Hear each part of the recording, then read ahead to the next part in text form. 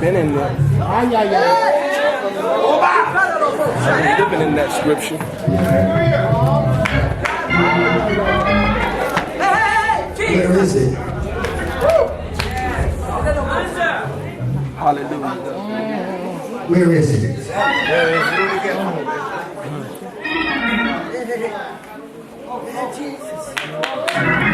Yes.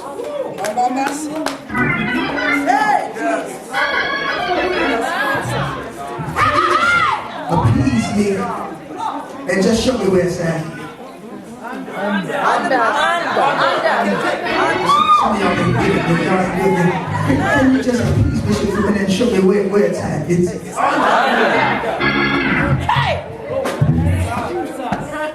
so you gotta put your foot in it.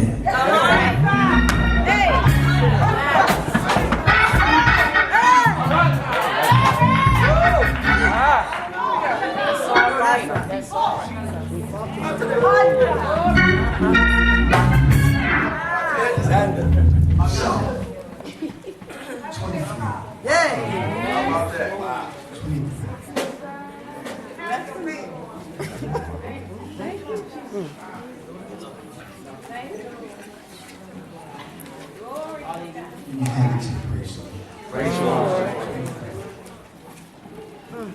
In the first portion.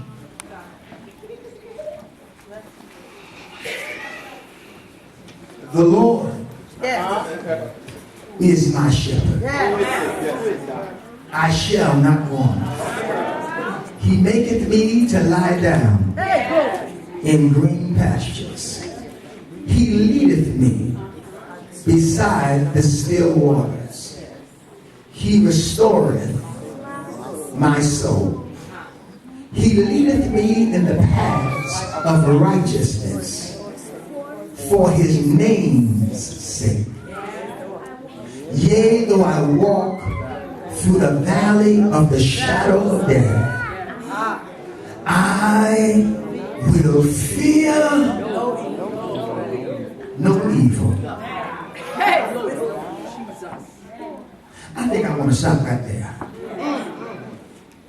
That's what I want to do. I will fear no evil. Testify to somebody as you're taking your seats. Tell them, I will fear no evil. No evil. I will fear no evil. Fear no evil. Like I heard now, prophet. Hey, Jesus. I fear no evil. Have your week. In order to be effective in this hour, we cannot afford to operate out of fear. In order to be effective in this hour, we cannot afford to operate in fear. David was flawless because he was helped by God.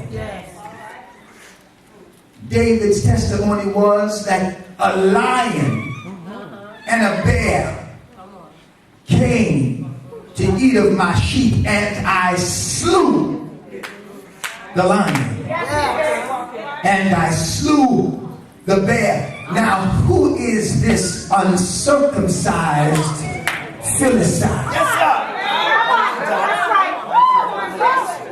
The reason he had the motivation to stand against Goliath is because he had no fear when he stood against the lion and the bear.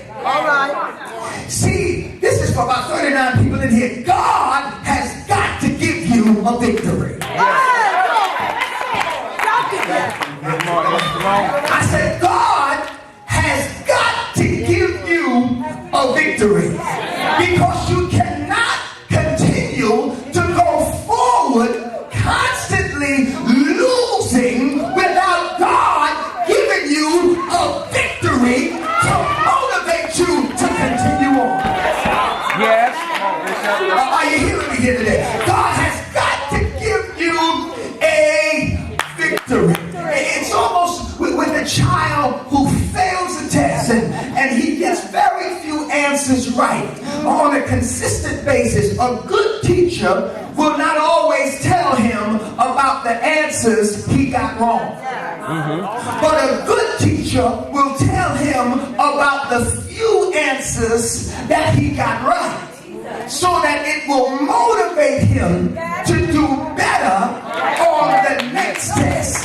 And this is why God has got to give us some victory, because once we experience victory, it motivates us to continue on, even though we got some trials ahead. And in 2010, many of us have experienced loss. We have experienced division. We have experienced subtraction. We have experienced failure. But I'm here to tell somebody today that in 2011, I hear the Lord say, victory! Victory!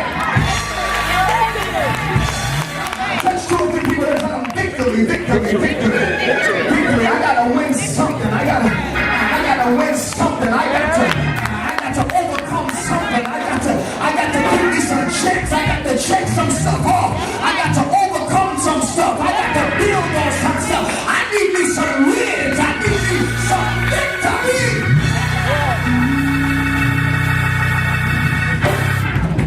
Fear will restrict your movement.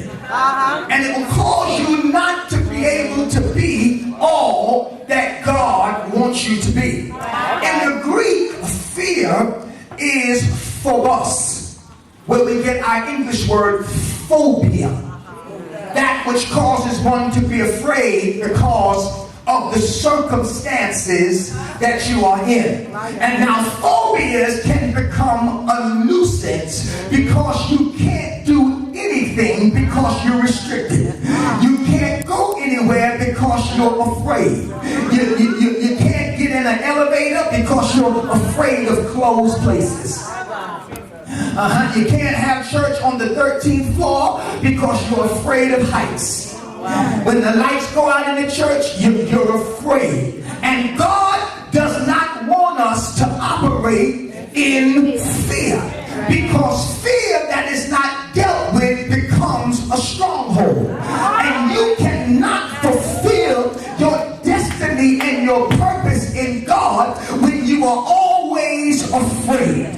Afraid of the next step, afraid of what might be, because we're always worried about falling. We're always worried about messing up. We're always worried about losing. But what would happen if we was not worried about falling? What would happen if we was not worried about losing? Then all I'm thinking about is winning. All I'm thinking about is overcoming. All I'm thinking about is going higher, because I have no fear. And when I have no fear, I have no restrictions.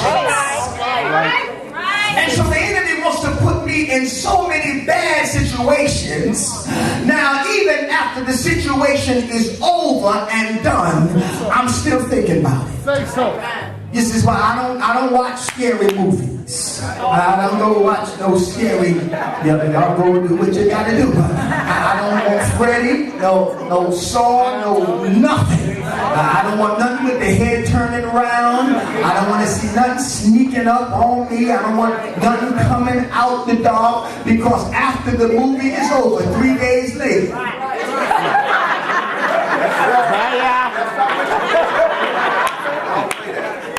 Y'all ain't here. It's gone. The movie's over. They cut the lights on, cleaned up the popcorn and the nachos. But because the fear has become a stronghold, it's still in my mind. And this is why some people can't go forward, because things have happened in your past and you can't get over it. Wow. So now the thing that's happened in your past is affecting